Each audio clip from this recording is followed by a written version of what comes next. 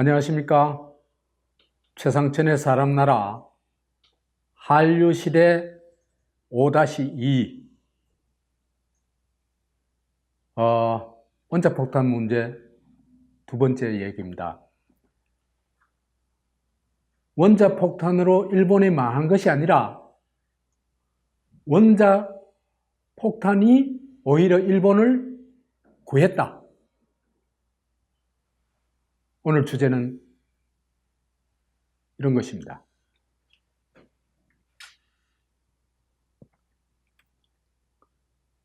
이게요, 동경시내입니다. 동경이 45년 3월 10일 날 대공습으로, 소위탄 대공습으로 완전히 동경에 불이 붙어 버렸어요.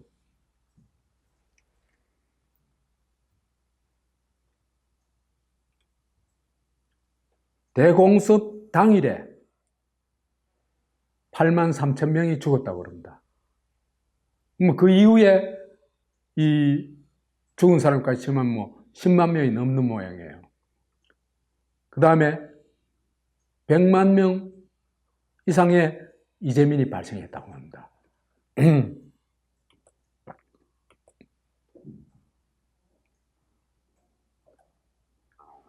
저렇게 불바다가 돼도 일본은 항복하지 않았습니다.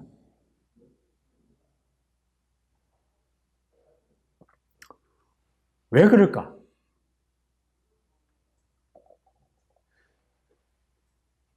그 이성을 가진 집단이라면, 그죠? 이렇게 불바다가 된다면은, 이걸 방치하게 되면은, 일본 전체가 불바다가 되고, 그 다음에 동경에서 죽은 사람 정도가 아니고, 일본 전체에서 수많은 사람이 죽을 거라는 건 불을 보듯이 뻔합니다.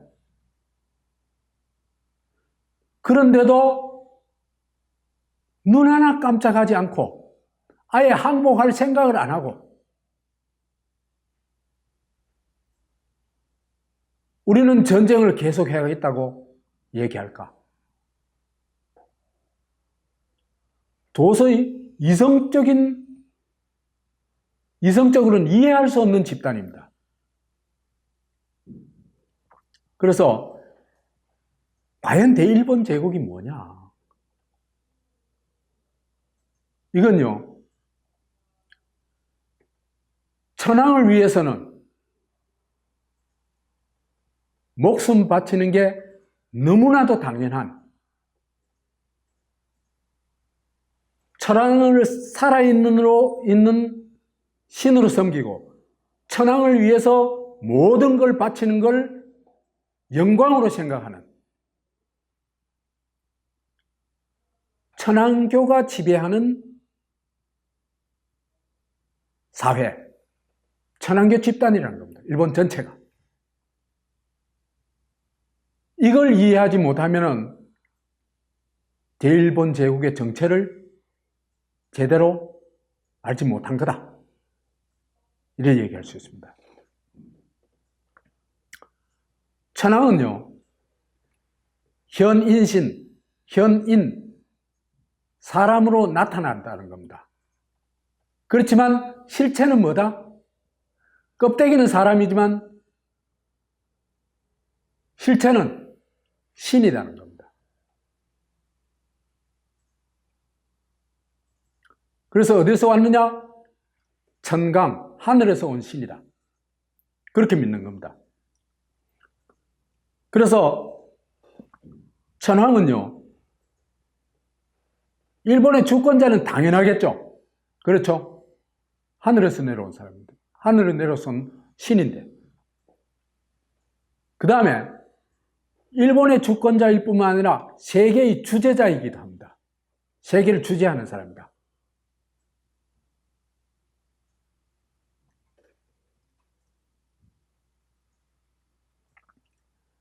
근데 사실은 역사적으로 보면은 천황은 막 짧은 기간 100~200년을 빼놔놓고는요, 천황이란 자체가 그냥 도장만 찍는 허수아비에 불과했어요.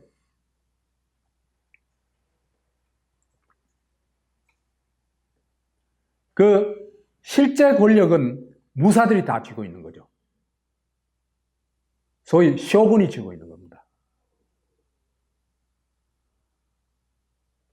그 다음에 다이묘에서는 주군들이 다 쥐고 있는 겁니다. 일본의 특징이 뭐냐 하면은 어떤 집단이든 간에 한 사람의 두목이 모든 권력을 독점하고 있다는 체제입니다. 왜? 거기가 무사 집단이거든요. 그래서 이 천황이라는 거는요, 이러한 어떤 1인 독재 체제 위에서의 그 1인 독재 체제를 맨 꼭대기에 얹혀져 있는 상징적 존재입니다. 그 다음에 천황은 만세일계라고 했잖아요. 그죠? 만년 동안 한 계통을 따귀었다. 혈통적으로 한 번도 바뀌지 않고 쭉 이어져 왔다는 거죠. 보세요. 중국에는 한나라 이래로 한 BC, 한 2세기쯤 되죠. 한나라 이래로 60개 왕조가 있었어요. 그래서 왕조 하나가 평균 한 65년 정도 유지됐습니다.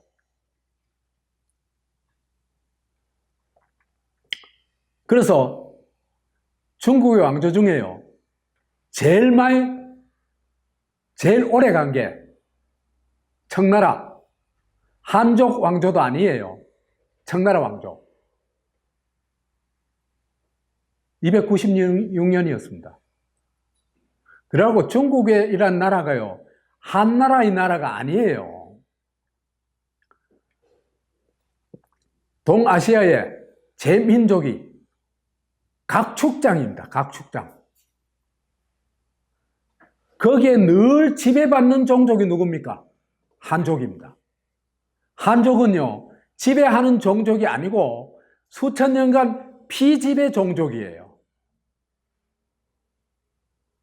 거기에 이제 이 각 민족이 그 한족들을 지배하기 위해 가지고 쳐들어가 가지고 권력을 장악했죠. 그렇죠? 그래서 선비족, 돌궐족, 몽골족, 만주족, 그 여진족, 거란족, 이 나라들이 중국을 차지했던 왕조들입니다. 그죠? 물론 한나라도 차지했었지만, 한족도 차지했지만. 그러다 보니까 정권이 어떻게 됐어요?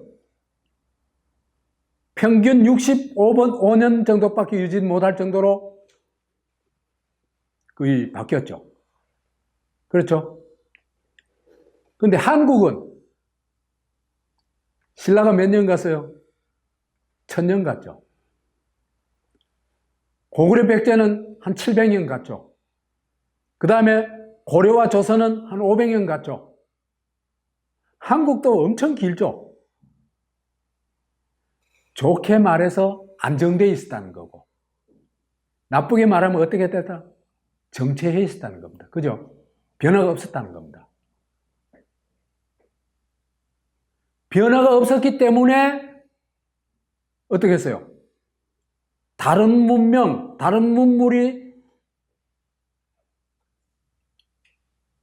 들어왔을 때 거기에 적응을 하지 못하고 식민지가 되어버렸죠. 나라를 잃어버렸죠. 아예.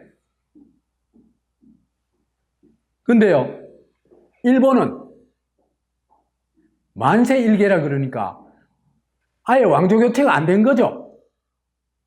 그렇죠, 그죠?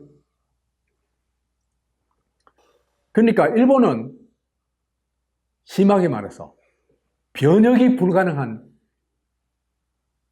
나라입니다. 이게 핵심입니다. 일본의 변혁이 불가능한 나라. 그러니까 지금 또 누구를 섬깁니까? 일본 사람들이. 누구 섬겨요? 천황 섬기죠. 그렇죠? 이건 일본 사람들이 변화 불가능합니다. 왜?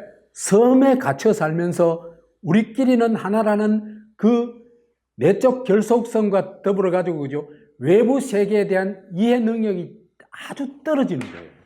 그럼 변혁이 안 되는 거예요. 그럼 언제만 변혁이 됩니까? 외부 민족이 들어와 가지고 거기를 차지해야 변화가 돼요.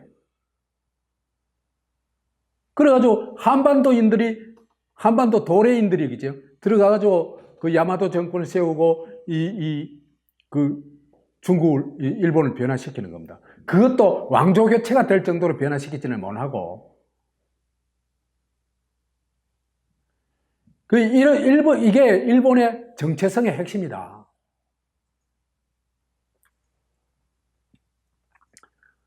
그래서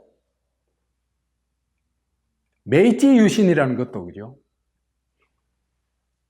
이제 서구 그 화물선이 들어오니까 어마어마하게 거대하단 말이에요. 대포의 어떤 그 사격 거리가 자기들하고는 뭐 몇 배가 나거든요. 그러니까 게임이 안 되잖아요. 그죠? 그러니까 그걸 빨리는 배우고 싶어요. 그런데 그 서구의 문물이라는 게 사회 변혁과 이 기술 변화, 이것이 동시에 가는 거였잖아요. 그죠? 왕국에서 뭐로 갔어요? 공화국으로 갔죠. 농업사회에서 산업사회로 갔죠. 그 다음에 어떤 집단주의, 가족 중심에서 개인주의로 갔죠. 개인으로 갔죠. 이런 거대한 변화단 말이에요. 그런데 여기 변화에 기술적으로는 뭐 얼마든지 따라갈 수 있죠. 그렇지만은 정치 사회적으로는 오히려 반동화하는 겁니다. 그게 메이지 유신입니다. 그 반동적 근대화를 하는 거죠. 말하자면은 왕국에서 공화국으로 가지 않고 오히려 왕국보다도 더 지독한 천황체제로 가죠. 그렇죠? 그 다음에 개인 그 집단으로부터 개인이 독립해 나오지를 못하고 오히려 개인을 뭐로 만들었어요? 천황의 신민, 천황교의 신도, 천황의 가미가제로 만들어버렸죠. 그렇죠? 완전 반동적이죠. 그 다음에 군사적으로, 경제적으로도, 경제적 근대화도요, 굉장히 파행적이에요. 왜 그러냐 하면요, 시민사회가 형성이 안 됐으니까 시민에 대한 배려를 할 필요가 없습니다. 그러면 군조의 위력, 천황의 위력, 천황이 말하자면 세계의 주재자가 되도록 하자면은 방법은 하나뿐 있잖아요. 그죠? 뭐예요? 침략전쟁 하는 겁니다. 그러자면 산업화도 어느 쪽에 치우치게 되겠어요? 무기 생산에 치우치게 되겠죠. 그렇죠? 그러니까 이런 반동적 근대화를 한 게 메이지 유신이고 그것으로 통해서 만들어낸 게 천황체제다. 이렇게 보면 되는 겁니다.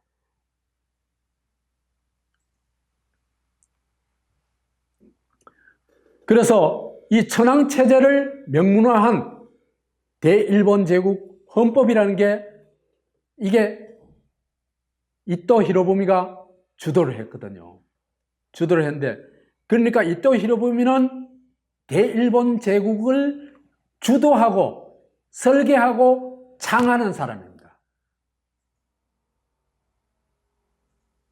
그래서 안중근이 이토 히로부미를 정확하게 본 거예요.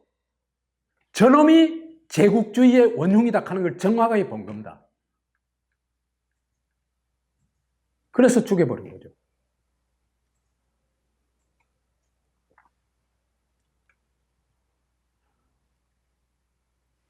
그리고는 천황을 뭐든지 할 수 있는 대권, 말하자면 통치권을 가져갑니다. 그래서 일본 헌법은 천황이 통치권을 가지는 주권자고, 그러려면 뭡니까? 모든 결정권을 천황을 가지게 되니까 천황은 절대자가 되겠죠. 그렇죠? 그럼 당연히 천황이 신이 되는 겁니다. 절대자가 뭡니까? 신 아닙니까? 그래서요, 이 대일본 제국 헌법이 76개 조항인데요. 그 중에 제1장이 천황이에요. 제1장이 천황인데 1조부터 17조까지가 17개조가 천황에 가는 것입니다. 놀랍죠? 그러니까 천황을 위한 국가예요.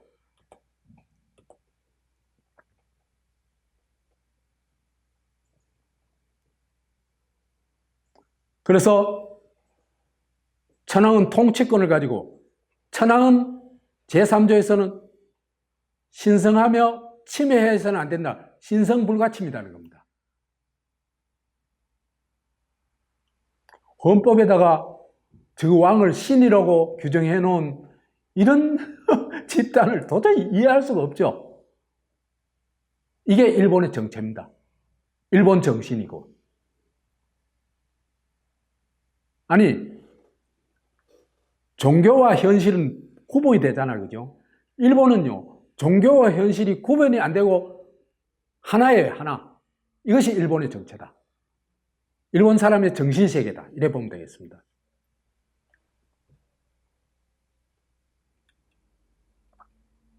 자, 천황이 신이면은 대일본 제국은 뭐겠어요? 신국이죠. 신의 나라죠. 그죠? 신이 가지고 노는 나라입니다. 신이 누구를 통치하기 위해서? 일본인을 통치하기 위해서 만들어 놓은 통치기구가 되겠죠. 그렇죠?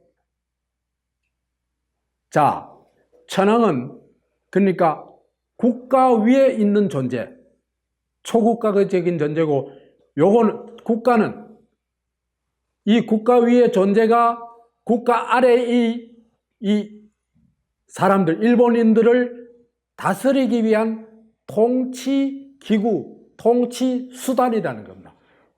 그래서 이게 신국이라는 겁니다. 신의 국가라는 겁니다. 이런 생각을 실제로 가지고 있는 거예요, 일본 사람들이.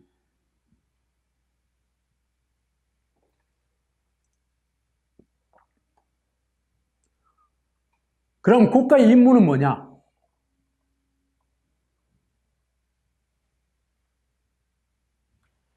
천황을 신으로 받들고, 그죠? 그 다음에 백성을, 인민을 신의 명령을 따르는 신도로 만들어내는 거죠. 그렇죠? 그게 황국신민 교육 사상입니다.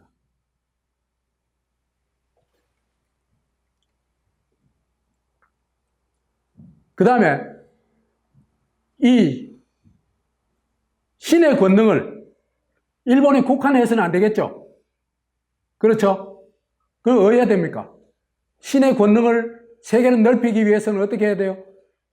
그렇죠. 침략전쟁을 해야 되는 겁니다. 그러니까 천황체제는요, 필연적으로 침략전쟁을 할 수밖에 없어요. 이런 사고를 가지고 있는 사람들이니까. 선교사들이 선교하는 거하고 똑같아요. 이해가죠?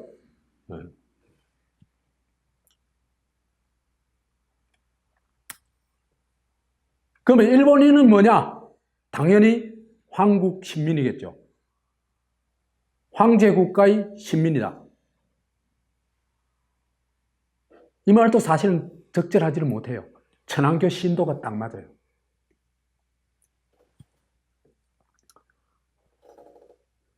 핵심 이데올로기가 뭐냐? 충효입니다. 충효. 국가에 대한 천황과 국가에 대한 무조건 충성. 그 다음에 이 체제 전체가 가부장 체제거든요. 그렇죠? 그 다음에 아버지에 대한 효도.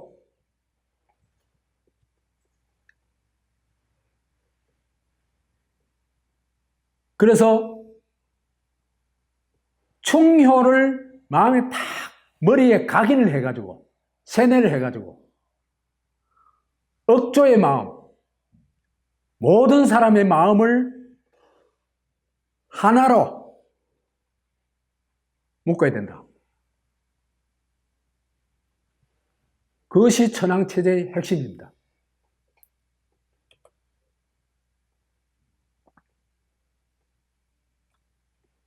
그래서 충효로 세뇌 교육을 하고 그 다음에 일단 유사시에는 의로운 용기로 가니까 자발적으로 그죠? 뭘 해다? 봉공을 해라. 공을 받들어라. 이때 공이 뭐겠어요? 천황을 받드는 겁니다. 그래서 사라는 게 일본말로 와다시잖아요. 그죠? 나를 죽이는 겁니다. 멸사라는 게. 나를 죽여가지고 누구를 받든다? 천황을 받든다. 그게 멸사봉공입니다. 그게 뭐가 되라는 얘기입니까? 가미가제가 되라는 얘기죠. 그렇죠? 모든 신민은 가미가제가 되라. 이것이 핵심 교육입니다. 실제로 됐죠. 그래야 짐에 충량한 충성스럽고 아름다운 신민이다. 나의 신민이다. 이 얘기입니다. 그래서 충효를 세뇌하고 그래가지고 멸사봉공을 하는 인간으로 만들어놨는데 그 인간의 모습이 뭘까? 가미가제다. 일억옥세다. 할복이다. 이런 겁니다. 그래서 인간이 뭐가 되어버린 거죠? 천황의 총폭이 되어버린 거예요. 천황의 총과 폭탄이 되어버린 겁니다.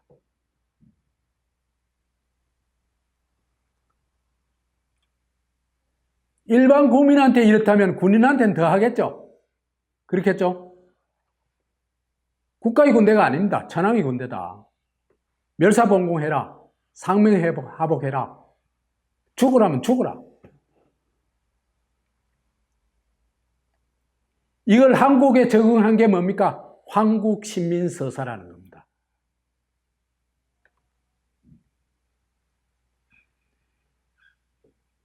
이제 두 가지 버전이 있는데 우리는 대일본 제국의 시민이다. 우리는 마음을 합하여 천황폐하에 충의를 다한다. 우리는 고통을 참고 단련하여 강한 황국신민이 국민이라는 거 황국신민입니다. 이 된다. 되겠습니다. 이런 겁니다. 무조건 충성, 천황폐하를 위해서 죽겠습니다. 이 선언입니다. 이게.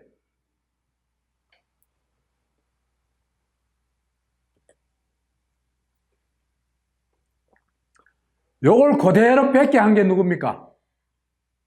박정희입니다. 뭘 할 때? 국민교육헌장. 그 다음에 국기에 대한 명색하는 게 있죠. 그죠? 딱 요겁니다.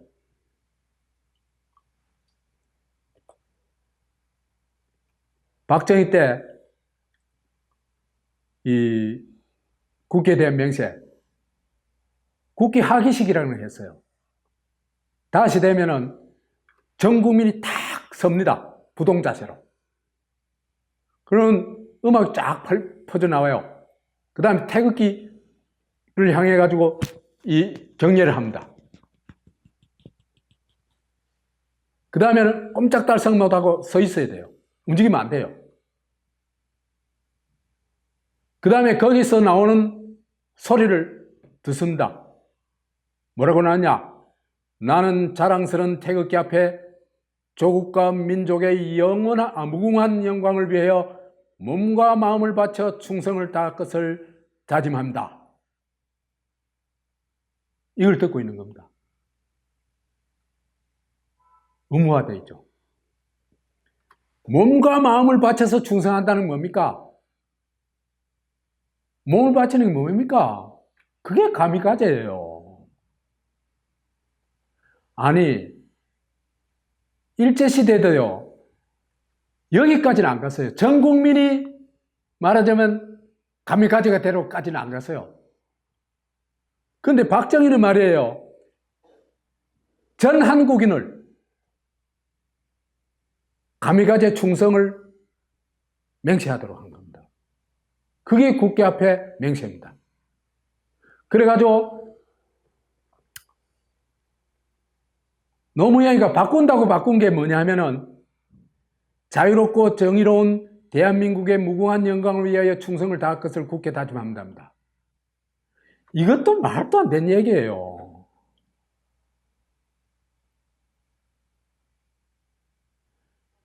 이게 핵심은 뭐냐면 한국 헌법의 핵심은 뭐냐면은 모든 권력은 국민에게 있죠.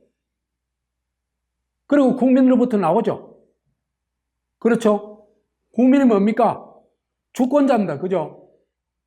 근데 여기는 뭐라고 만들어놨어요? 충성 의무를 짊어진 사람으로 만들어놨죠. 그렇죠? 그러니까 박정희와 노무현의 차이는 있지만은 본질은 똑같아요. 주권자가 아니고 뭐다? 충성 의무를 가진 담지자로 만들어 놓은 겁니다. 이게 한국인들의 민주의식이에요. 이게 지금 아직도 한국은 민주주의의 틀은 마련했지만 사람은 민주화가 거의 안 됐다는 겁니다. 이게 한국이 가지고 있는 굉장한 위험한 요소입니다. 이런 수준에서는요, 좌파들이 날뛰게 돼 있어요. 공산주의자들이 날뛰게 돼 있어요. 충성 의무의 담지자. 그런 속에서 있잖아. 공산주의 사상의 담지자. 이거를 되는 겁니다. 아직도 한국 민주주의는 한참 멀었다. 그렇게 볼 수 있습니다. 그리고 일본은 신도를 천황교의 하부 종교로 만듭니다. 그리고 국가 신도로 만들어요. 그래서 신사를 일본 국가에 유공한 자들을 모시는 일본 국가 사당으로 만드는 겁니다.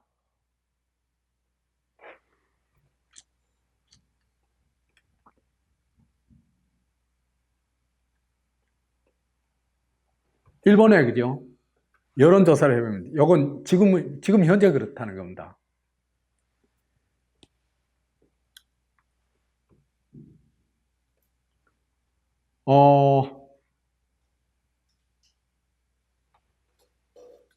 조사를 해보니까 기독교인은 1, 2%밖에 안 돼요.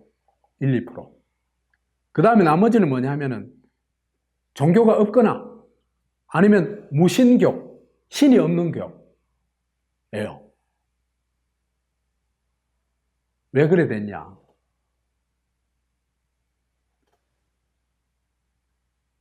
일본은요, 적신이 있거든.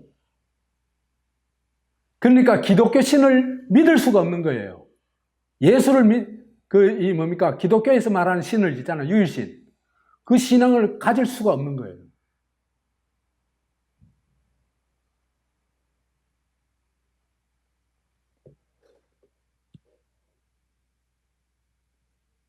그래서 일본인 대부분은요, 그냥 천황교 신도라고, 지금도 그렇습니다. 천황교 신도라고 보면 됩니다. 90% 이상이.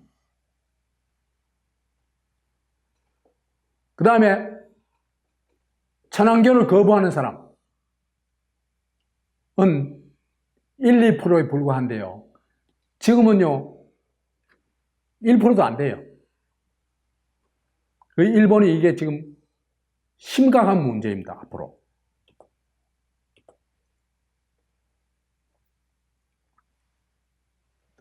그래서 메이지 때, 그죠? 말하자면, 토착신앙 아니에요, 그죠? 이 신도라는 게. 신도라는 게 이거 애니미즘이거든요. 만물에 신이 깃들어 있다는 생각이거든요. 이건요, 기원전 신석기 시대 신앙이에요. 신석기 시대 신앙. 일본의 시민, 이 일반 사람들이 얼마나 후진 사고방식을 가지고 있냐 하는 게 증명되는 겁니다. 아니, 신석기 시대 사고방식을 가지고 있다니까, 일반 사람들이 이 시기에.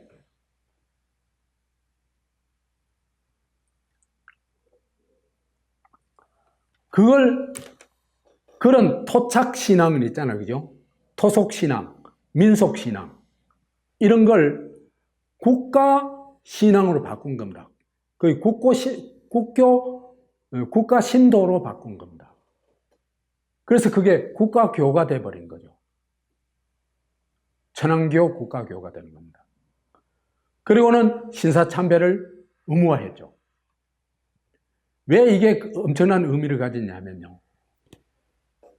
야스쿠니 신사라고 우리 이 전사자, 일본이 침략 전쟁에서 전사한 사람들이 있죠. 그죠? 그게 한 250만 돼요. 그 사람들을 모신 곳입니다. 근데요, 이 야스쿠니 신사가 언제 만들어지냐 하면은, 메이지가 왕이 되고 난 이듬해 만들어집니다. 그 다음에 우길기는 언제 만들어지냐 하면요, 고이듬해 1968년에 메이지가 왕에 오르고, 그 다음에 69년에 야스쿠니 신사가 설립되고, 그 다음에 1970년에 우길기가 만들어집니다.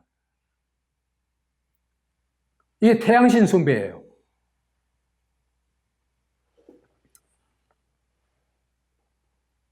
그래서 일본군 전사자 246만 6천여 위가 모셔져 있는데, 이걸 다 신이라고 그럽니다. 신.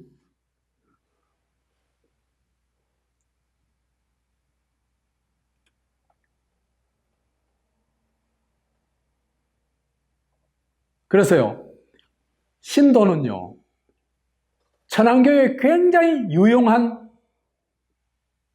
인간 세뇌 도구예요. 왜 그러냐 하면요, 멸사봉공 카미가제, 누구도 겁나죠. 지 목숨 바치는 안 겁나는 인간이 어디 있어요. 근데 이슬람 자폭 테러 보죠. 똑같아요. 그래서 이들이 극도의 공포를 가질 수밖에 없는데, 그걸 세뇌시키는 방법이 뭐냐 하면은, 네가 천황을 위해서 죽으면 뭐가 된다? 신이 된다. 우리가 신으로 영원히 모신다는 겁니다. 그게 신사가 가지고 있는 침략 전쟁을 영구화할 수 있는 종교적 어떤 수단이 되는 겁니다.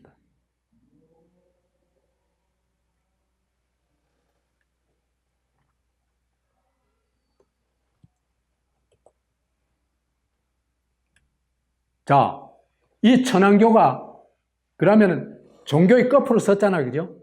천황이 신이고 국가는 신국이고 여기는 신민이고 천황교 신도고 그죠? 그렇잖아요, 그죠? 그 다음에 이게 전쟁으로 내몰리게 되는 종교적 이 도구가 신도라는 거죠, 그죠? 신사에 신을 모시니까 전사자들 전부 신으로 떠받드니까 기꺼이 죽는 거예요, 기꺼이. 영광스럽게 천황폐하 만세 그러면서 죽는 거예요. 그러면 이게 본질이 뭐냐? 조폭교라고 합니다. 조폭교.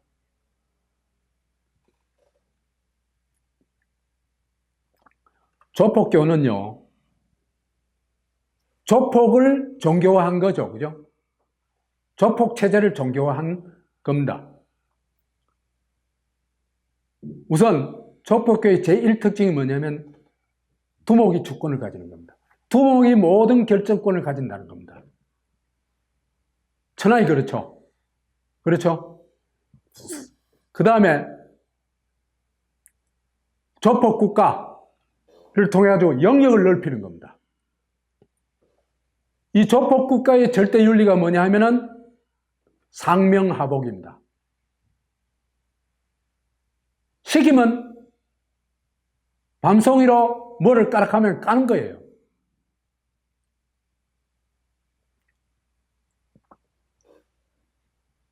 그 다음에 조폭윤리는 뭐냐 하면은 뭐예요? 두목과 조직에 대한 절대적인 충성입니다. 그렇죠? 절대적인 충성을 하면서 뭘 해야 되겠습니까? 멸사봉공해야 되는 겁니다. 나를 죽여가지고 조직을 보호하고 왕을 받들어야 되는 겁니다. 그런 방법이 할복, 카미가제 특공대, 옥새 이런 거죠.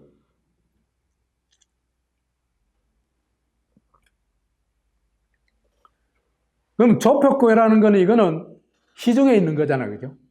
그렇잖아요. 일본은 다 조폭교 세계예요. 막북하는 그 조폭 체제예요. 다이묘하는 거 조폭 체제예요. 그 다음에 오야봉 꼬봉 있잖아요. 그죠? 그것도 조폭 체제예요. 야쿠자 체제도. 완전 조폭 체제. 일본 전체가 조폭 체제예요. 그 무사 집단이 그런 체제일 수밖에 없겠죠. 그러면 그걸 윤리화하겠죠. 그러려면 어떻게 됩니까? 두목이 어떤 나쁜 놈이든 간에 권력을 가지고 있으니까, 절대 권력을 가지고 있으니까 어떻게 해야 될까? 신격화합니다. 모든 사람이 안 따를 수 없도록. 그래가지고 천황이 태어난 날을 천장절이라고 그래요. 공휴일입니다. 물론 두말할 것 없이. 천장절보다 더 대단하게 만든 게 뭡니까? 태양절입니다. 김일성이 태어난 날을 태양절이라고. 그 다음에 국가를 신성화하고 성역화합니다. 백성은 국가에 대해서 어떤 요구를 하거나 권리를 행사하거나 비판을 하거나 이건 다 범죄가 되는 겁니다. 국가의 명령에 무조건 어떻게 해야 돼요? 따라야 돼요. 그게 일본의 신국이고 대일본 제국이고 북한의 조선민주주의 인민공화국입니다. 그 다음에 사람들이 가지고 있는 인격, 주권을 박탈하는 겁니다. 빼앗아버리는 겁니다. 그래서 인격 주체를 스스로 판단하고 결정하고 요구하고 비판하고 권리 행사하고 할 수 있는 능력을 전부 다 박탈해버리고는 천황의 로봇으로 만들어버립니다. 수령의 로봇으로 만들어버려요. 그래서 주권자를 황국 신민으로 만들어버리는 겁니다. 통치와 명령의 대상자, 충성 의무의 담지자. 담지, 등에 짊어진 사람이다. 충성이란 가치를 등에 짊어지고 있는 사람입니다. 그래서 이 본질이 뭐냐? 조폭교, 천황교의 본질이 뭐냐? 세뇌를 통해 가지고, 세뇌라는 건 교육, 여러 가지 어떤 의례 이런 게겠죠, 그죠? 이런 걸 통해 가지고 통하거나 또 분위기를 몰아가는 게 있어요. 그 다음에 말 안 듣는 놈은 폭력을 통해서 개인의 개인성, 인간성을 말살해버리는 겁니다. 이게 대일본 제국의 본질이다. 조선민주주의 인민공화국의 본질이다. 이래 보면 됩니다. 일본의 천황체제가 100% 조폭체제라면 북한의 수령체제는 200% 조폭체제입니다. 비교도 안 될 정도예요. 그 나라를 숭배하고 따르는 사람이 남한에 엄청나게 많다는 게 그냥 놀라워요.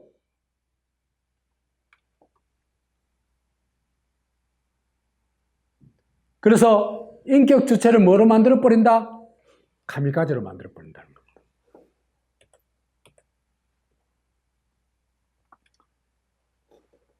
이런 대일본 제국, 다시 말해서 천황교 집단을 해체하는 방법이 뭘까?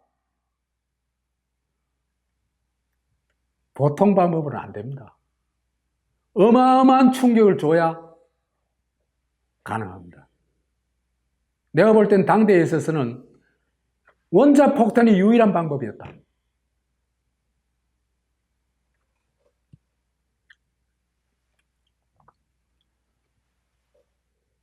우선요, 전쟁이 시작되면요, 일본은 끊임없이 전쟁을 하죠. 그죠? 왜? 천황체제가 그런 속성을 가질 수밖에 없다는 얘기는 지금까지 했죠. 그죠? 왜? 천황이 세계의 주재자인데 천황의 권능을 세계에 퍼뜨려야 되는 겁니다. 이 사람들 입장에서는. 전쟁이 되면요, 천황교 망상이 시스템으로 작동을 해요. 그 천황교 망상이라는 뭐냐면 천황이 위대한 명령을 합니다. 신성한 명령을 합니다. 그런데 사실은 이건 천황이 결정하는 게 아닙니다. 대부분. 누가 결정해요? 일본 군부가 결정하는 거죠. 그 다음에 군부가 국가, 이게 대립할 때도 있지만 대체로는 군부가 주도해가지고 끌려갑니다. 전쟁을 벌려요. 그러면 신민들은 그 전쟁에 동원돼가지고 천황폐하 만세 그러면서 총알바지가 되는 겁니다. 그게 일본 전쟁의 본질이에요, 이게. 그리고 그 전사자를 뭐로 만들어줍니까? 가미로 만들어주는 겁니다. 신으로 만들어주는 겁니다. 어디에서? 신사에서. 요 메커니즘이 작동한다는 겁니다. 그러니까 죽는 걸 어떻게 되겠어요? 육체적인 두려움, 자기 존재 사멸의 두려움보다가 어떤 면에서는 그죠? 저게 더 커요. 천황폐하를 위한 죽음을 위해서 죽을 때는 신이 되는 그 영광이 더 큰 건 거예요. 그러니까 영광스럽게 죽을 수 있는 겁니다. 인간을 이렇게 만들어버리는 겁니다. 그러니까 인간은 그죠? 본질적으로 죽음을 두려워하고 기피하는 존재 아니에요. 그죠? 그런데 기꺼이 불나방처럼 뛰어들도록 만드는 게 천안교고, 그 천안교가 만들어낸 국가가 대일본 제국이다. 이겁니다.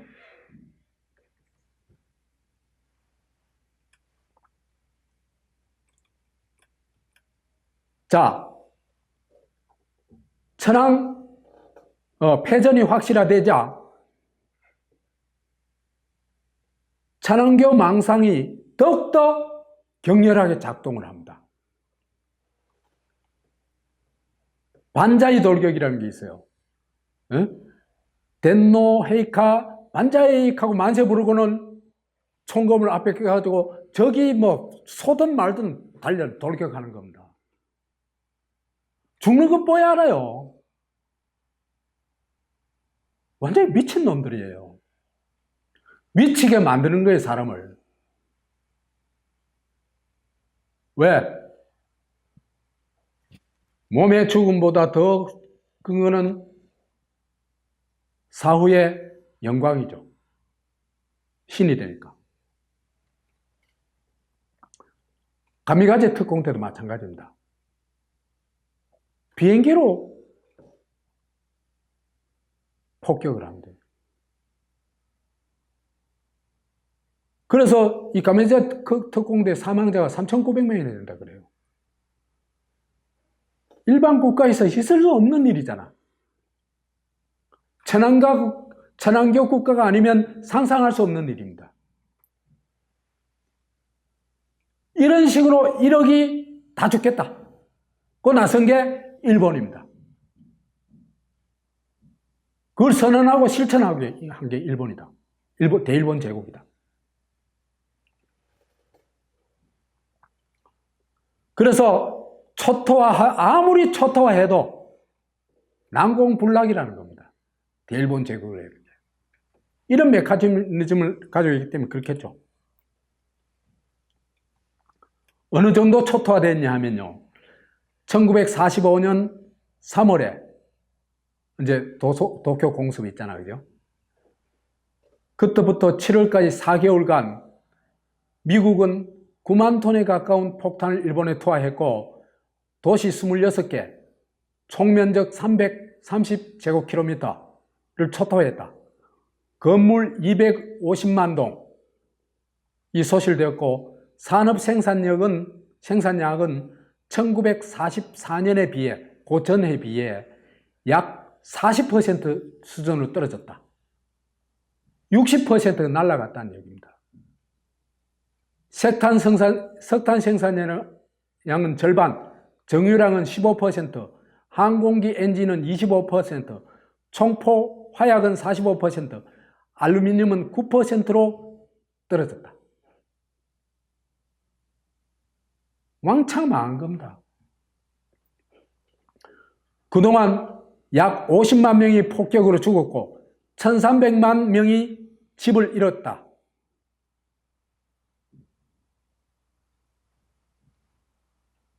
실제 사망자는 100만 명대로 추산이 된답니다. 이 폭격으로 죽은 사람만 50만이고.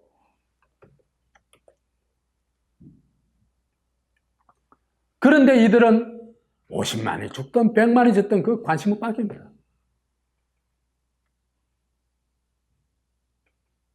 그 인간이 아니에요, 이들은 이미.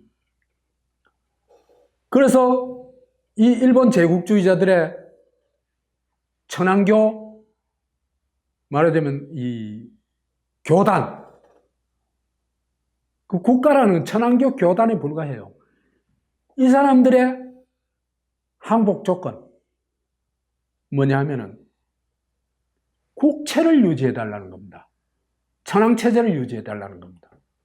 딱 그거 하나예요.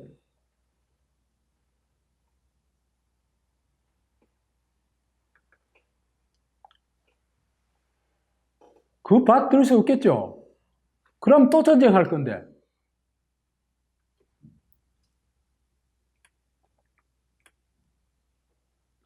그래서 원본을 투하하지 않았다면 어떤 일이 났을까? 이건 요 앞 강의에서 얘기를 했죠. 대일 전쟁이 최소 1년 이상 지속됐을 거다. 그렇겠죠, 그죠? 그럼 엄청난 피해를 봤을 것이다. 그 다음에 일본과 한반도에 항복을 받는 데에는 미국이 주도적인 역할을 하기보다는 소련이 결정적인 역할을 했을 것이다. 그래가지고 한반도가 소련에 점령되었을 가능성 100%, 일본은 미소분할 점령되었을 가능성이 거의 99%. 그 다음에 이런 걸 통해 가지고 아시아 전체에 적화 도미노가 일어났을 것이다.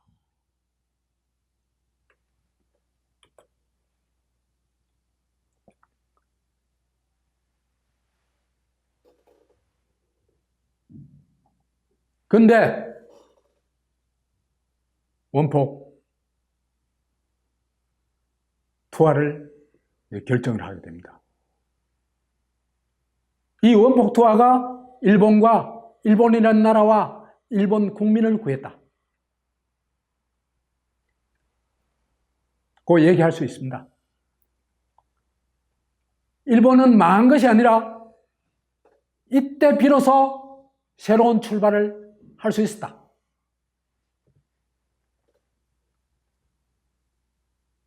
트루만이 원자폭탄 투하를 결정해요. 이게 7월 25일 날 결정합니다.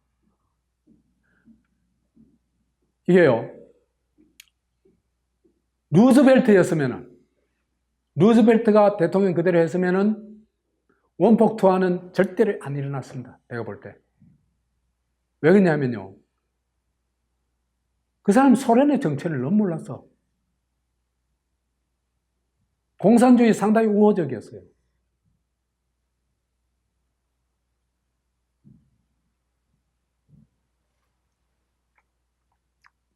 그렇기 때문에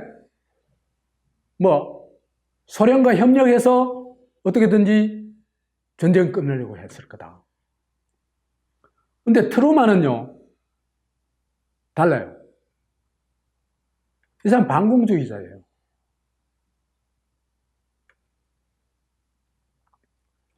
(7월 16일) 날 원자폭탄 투하 실험에 성공을 합니다.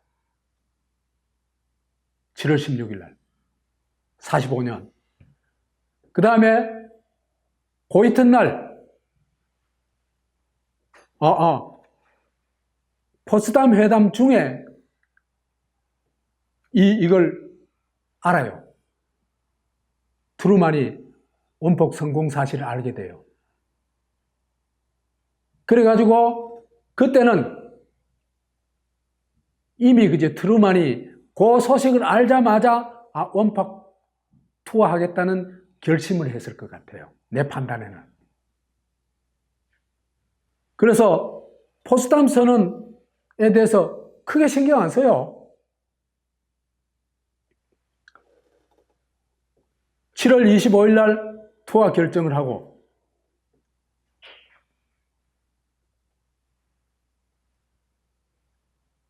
왜 그랬냐? 이 반공주의자 트루만의 입장에서 볼 것 같으면은, 저 일본 있잖아요. 천황교에서 끝까지 개개 붙고 항복을 안 하는, 저들과 한 2년 전쟁을 더 해야 된다고 생각하면 끔찍하거든요. 그래서 일본을 항복을 받고 종전을 할 수 있는 최종 무기가 뭐냐? 바로 그건 핵폭탄이다. 그렇게 생각했겠죠. 그리고요, 일본이 항복한 게 이 좌파 지식인들이 뭐라 그러냐 하면은, 소련이 원자폭탄 때문에 항복한 게 아니고 소련이 참전해가지고 항복했다 그러거든요. 전혀 아닙니다. 8월 9일 날 나가사키에 두 번째로 원자폭탄 터뜨렸잖아요. 그죠? 그날 바로 항복 의전회의가 열립니다. 그만큼 폭탄의 위력이 엄청났던 거예요. 그래가지고 그 자정을 넘기자 바로 항복 결정을 합니다. 원자폭탄 앞에서는 못 견딘 겁니다. 아무리 그 미친 천황교 집단이라도. 그리고요, 소련이 대일전 참전 한 건요, 8월 9일이에요. 그럼 참전하자마자 바로 소련이 참전했으니까, 이래 항복하자. 이래서 항복한 게 아니에요. 전혀 아니에요. 그거는.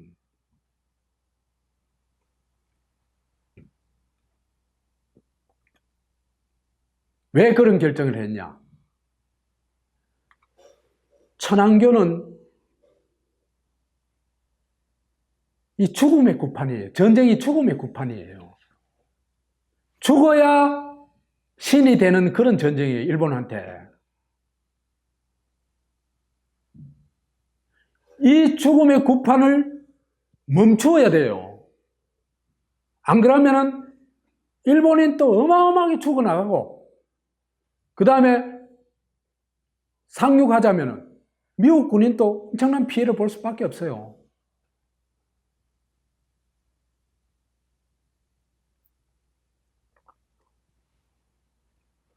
그래서 일본 상륙 점령 작전을 수행하게 되면은 그 피해는 피할 수 없다. 어마어마한 피해는. 그렇기 때문에 이걸 생략하고 항복을 받아낼 수 있는 방법이 뭐냐? 뭐겠어요? 원자폭탄 뿌리라는 겁니다.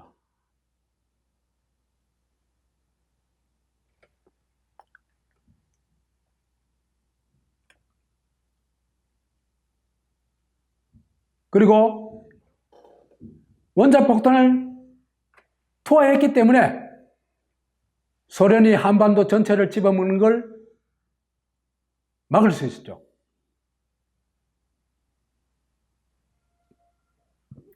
8월 11일 날쯤 있잖아요. 그죠? 분할 점령을 미국이 기한을 하는데 그걸 곧바로 소련한테 요구해요. 분할 점령하자. 그때 미군은 어디에 있었냐면 오키나와에 있었어요. 소련이 왜 미국의 그 요구를 받아들였겠어요?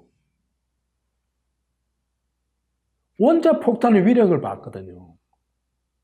미국한테 개겨봐야, 맞붙어봐야, 이거는 아니다.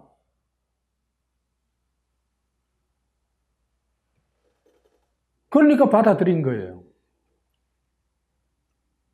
남한은 그래서 살아난 겁니다.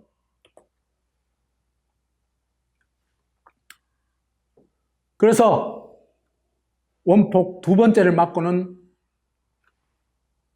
곧바로 항복을 합니다.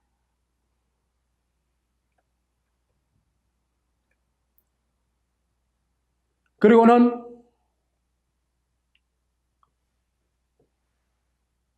미국은 곧바로 대일본 해체 작업에 들어갑니다. 그래서 대일본 제국을 해체해가지고 뭐로 만들어요? 일본국으로 만들어요. 정상국가로 만드는 겁니다. 그 대일본 제국 해체는 뭐냐면 크게 두 가지인데요. 경제민주화와 정치민주화입니다. 경제민주화, 첫 번째 토지개혁을 해요. 이 지주제를 없애버립니다. 그 다음에 노조의 권력, 권한을, 노조 3권을 다 인정을 해요. 그리고 노조를 육성해요. 미국 대단하죠? 그 다음에 재벌 중에 그 전쟁에 관여했던 15개 재벌 해체해버려요.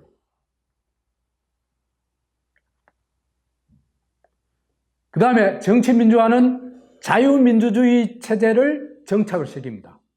근데 이게요, 일본에 정착시킨 자유민주주의가요, 미국보다 더 앞선 거예요.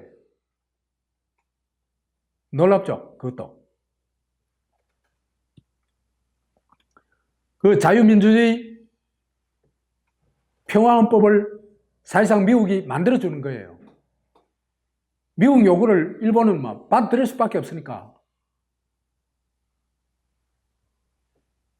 그래서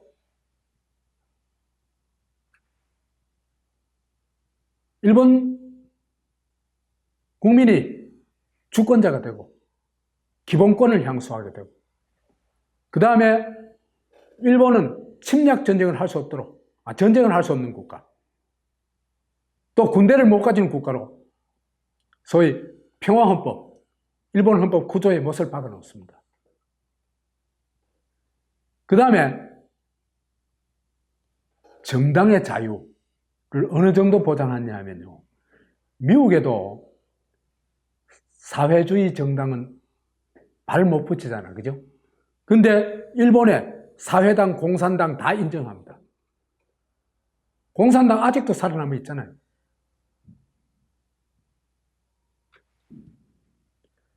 그 다음에 시장 경제를 구축하고,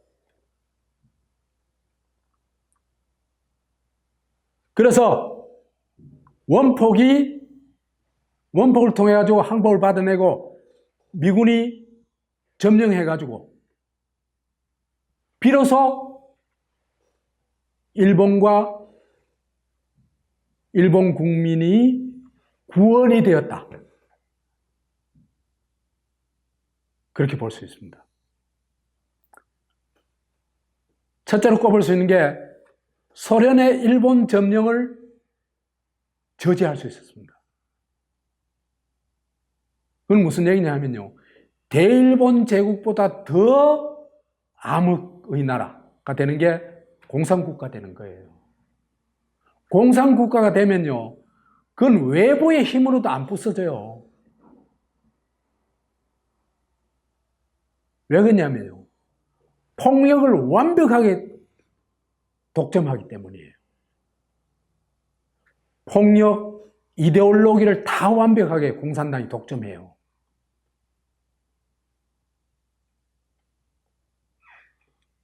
공산국가 예외 없습니다.